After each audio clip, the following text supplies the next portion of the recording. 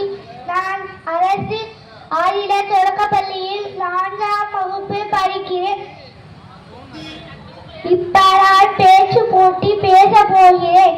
கட்டி கரும்பே கருப்பட்டியின் இனிப்பே செந்தமிழே உயிரே நாருந்தேனே உன்னை முதலில் வணங்குகிறேன் அவையோரே அதில் பெரியோரே நாளை அவர்களாரே இன்றைய மாணவர் உங்கள் அத்தனை பேரில் சிறந்தாழ்த்தி வணங்கி பேச போகிறேன்.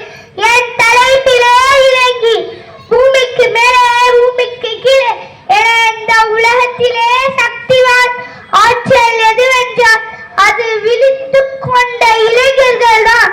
இளைஞர்களின் கனவுகளும் எண்ணங்களுமே ஒரு நாட்டின் மிகப்பெரிய சொத்து என்றும் அவர்கள் பெரிய இலக்குகளை நோக்கி பயணிக்க வேண்டும் என்று நம்முடைய முன்னாள் குடியரசுத் தலைவர் APJ அப்துல் கலாம் அவர்கள் கூறியுள்ளார்.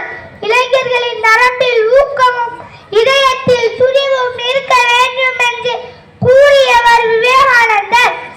எழுமின் விழுமின் குறிக்கோளை அடையும் வரை நில்லாது உழைவின் என்ற செய்திகள் இளைஞர்களுக்கான முதன்மையான பார்வையாகும்.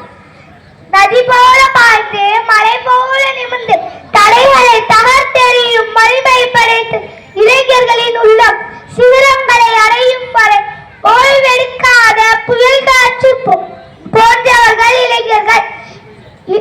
இளைஞர்களே, நேரத்தை வீணாக செலவிடாதீர்கள். நேரத்தை முதலீடு செய்யுங்கள். தோல்வியை பார்த்து பயப்படாதீர்கள். தோல்விதான் வெற்றிக்கான ஆசிரியர். இளைஞர்கள் நிகழ்காலத்தின் இயக்க சக்தி. அவர்கள் திறமையை ஊக்குவிப்போம். அவர்கள் கனவுகளுக்கு சிறகுகள் கொடுப்போம். அவர்கள் உயர்ந்தால் குடும்பம் உயர், குடும்பம் உயர்ந்தால் சமூகம் உயர். நன்றி, வணக்கம். ஜோரா கைதட்டுங்க. நைனிகா ஸ்ரீ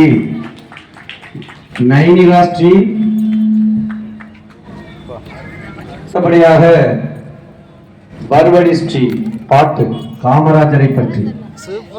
வாங்க, நீங்க காமராஜரை பற்றி என்ன சொல்லியிருக்கீங்க?